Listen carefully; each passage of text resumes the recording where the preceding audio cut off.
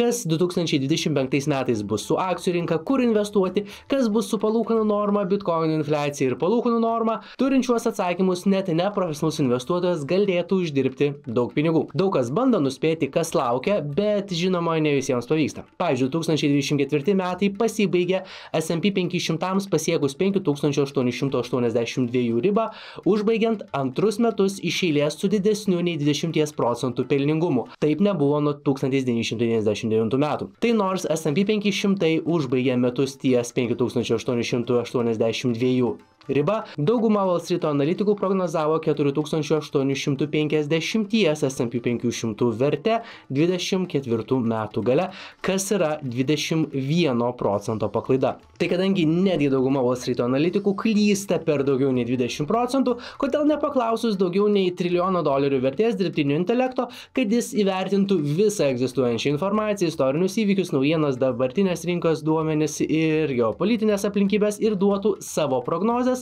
ko tikėtis 25 metais iš akcijų rinkos ir į kuriuos sektorius potencialiai investuoti, kas bus su palūkanomis ir infliacija, bei kas bus su bitkoinu ir ar tikrai jo kaina jau yra per aukšta ir nebeverta investuoti, nes nebėra jam kur augti, ar čia ta pati situacija, kai žmonės vengia į jį investuoti dėl per didelės, per aukštos kainos, kai ji buvo ties 50–70 tūkstančių riba. Ir šį pokalbį su dirbtiniu intelektu turėjau ne, šį pokalbį su dirbtiniu intelektu turėjo Kristina G, investavimo žurnalistė ir buvusi investicijų bankininkė. Taigi, 2025 metų prognozės ir kokia jų tikimybė. S&P 500 augs trečius metus iš eilės, baigiant metus ties 6,5 tūkstančių riba, Wall Street analitikų dauguma prognozuoja 6600 ribą.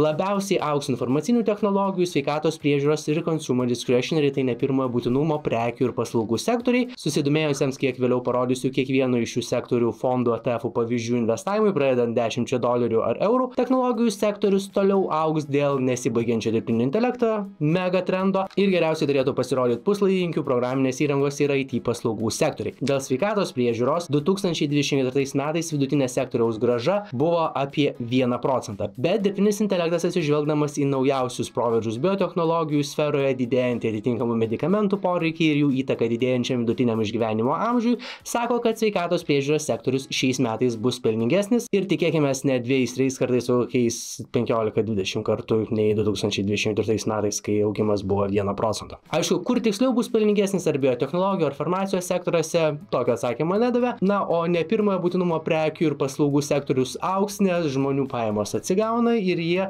nemažina savo išlaidavimą. Minėtų sektorių pavyzdžiai. Technologijų sektoriaus pavyzdys būtų SPDR, S&P US Technology Select Sector, UCITS ETF trumpiniu ZPDT. Fondas reinvestuoja gaunamus dividendus ir taiko 0,15% turto valdymo mokestį, investuoja 69 geriausiai vertinamas technologijų sektoriaus kompanijas. Sveikatos priežiūros fondo pavyzdys SPDR S&P US Healthcare Select Sector UCITS ETF'as. UCITS tai reiškia Europinis fondas, šio fondo trumpinys yra ZPDH.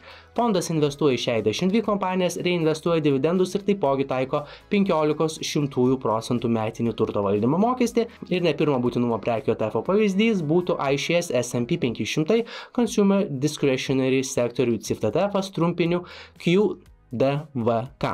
Fondas investuoja 51 kompaniją, reinvestuoja dividendus ir taipogi taiko 0,15% metinį turto valdymo mokestį.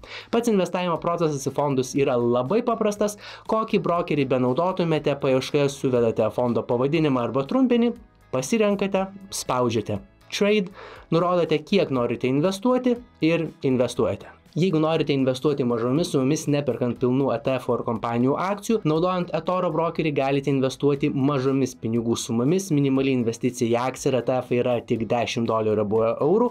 Aš investuoti mažomis sumomis naudoju šį brokerį. Jeigu jūs dar tik planuojate pradėti investuoti arba jeigu jau investuojate ir norite tai daryti mažomis sumomis, galimai investuojant plačiau ir taip mažinant savo bendrą investicinę riziką, video aprašyme rasite specialią registracijos nuorodą, su kuria registruojantis gausite papildomų nemokamo turinio, kaip būti geresnių investuotojų, ir čia video kortelėje rasite mano nufilmuotą registracijos ir platformos naudojimąsi gidą. Toliau, ką dirbtinis intelektas prognozuoja palūkanoms, infliacijai ir bitkoinui. Palūkanas. kuo įmonės gali pigiau skolintis pinigus, tuo jos gali labiau augti, nes joms pigiau kainuoja investuoti į savo paties verslą. Kuo žmonės gali pigiau skolintis, tuo jie daugiau išlaidaus. Taip pat į JAF rinką, tai jos analitikai ir investuotojai prognozuoja, kad 2025 metais palūkanos bus sumažintos 0,5 bazinio punkto, tikėtina per 2 kartus, o dirbtinis intelektas sako, kad bus 2-3 palūkanų mažinimai ir palūkanos sumažės iki 3,5-4 procentų riba. Tuomet infliacija 2025 metais nebus pilnai nugalėta, bet stabilizuosis ties 2,5-3 procentais ir bitkoinui taipogi žadamas augimas dėl didėjančios adaptacijos ir didėjančio institucijų investuotojų skaičiaus.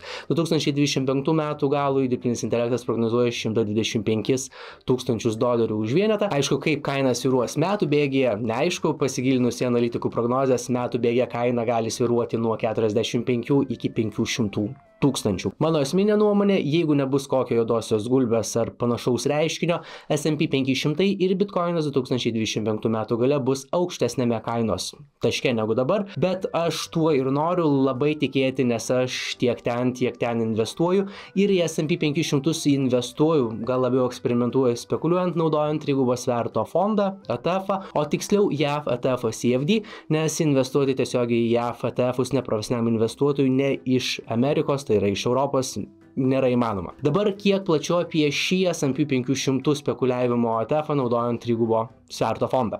Paprasta kalba, trigubo sverto S&P 500 ETF'as juda vertė trigubai daugiau negu pas S&P 500 indeksas, tai jeigu, pavyzdžiui, investuojant į paprastą ETF uždirbtumėme 5 procentus, per tą patį laiką naudojant trigubo sverto ETF uždirbtumėme 15 procentų. Bet taipogi, jeigu S&P 500 kristų, svertinis ETF'as vertė kristų taipogi labiau. Pats S&P 500 vertinant dešimtmečių vidurkis vidutiniškai per metus kyla vertė po 11 procentų. Tai nuo lapkričio aš kiekvieną savaitę investuoju po $20 į trigubą sverto S&P 500 ETF ir jeigu per savaitę įvyksta automatinis pardavimas, papildomai investuoju ir atlaisvėjusius pinigus. Bendrai paėmus rezultatai yra teigiami, didžiausias prieaugis yra 14,96 procentai per 35 dienas ir 7,53 procentai per 22 dienas.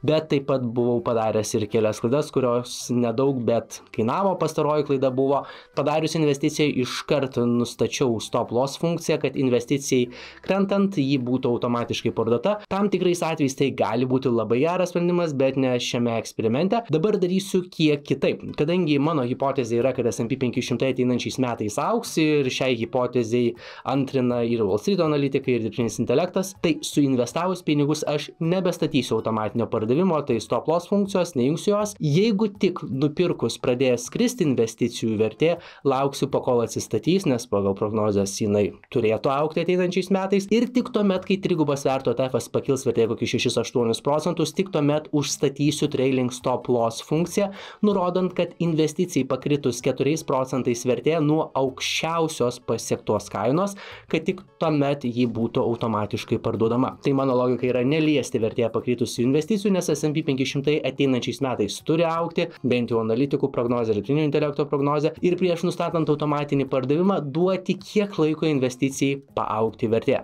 Dabar suinvestuosiu $60 į trigubo sverto S&P 500 ETF ir pademonstruosiu, kaip atrodo pats investavimo procesas per eToro brokerio appsą.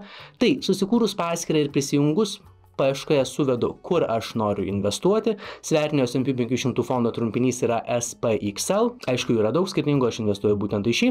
Pasirenku jį, spaudžiu trade, nurodau, kad investuosiu $60. Tai bus 0,36 ETF vieneto. Man ši investicija kainuos 10 centų, $10 centų arba 0,16 procentų investuojamos pinigų sumos. Spaudžiu buy ir prasidėjus prekybos valandoms mano investicija bus atlikta. Dabar tai lieka sulaukti, kol investicija pakils vertė 6 procentais ir užstatysiu automatinio pardavimo funkciją ir pasidalinsiu, kaip sekasi kitoje apžvalgoje. Jeigu norite būti tarp pirmųjų gaunančių naujasias investavimo idėjas ir apžvalgas, bei norite prisidėti prie šio kanalo augimo, už ką būsiu labai dėkingas, spustelkite like, subscribe ir ant varpelio. Jeigu žvalgotės daugiau investavimo idėjų, jums patiks šis video. Jeigu norite gauti papildomo turinio, kaip būti geresnių investuotojų ir dar neturite eToro brokerio paskyros, video aprašyme rasite specialią registracijos nuorodą, registruokitės ir gausite. Sėkmingų investavimo ir pasimatome kaip visat pirmadieniais, ketvirtadieniais ir kartais sekmadieniais.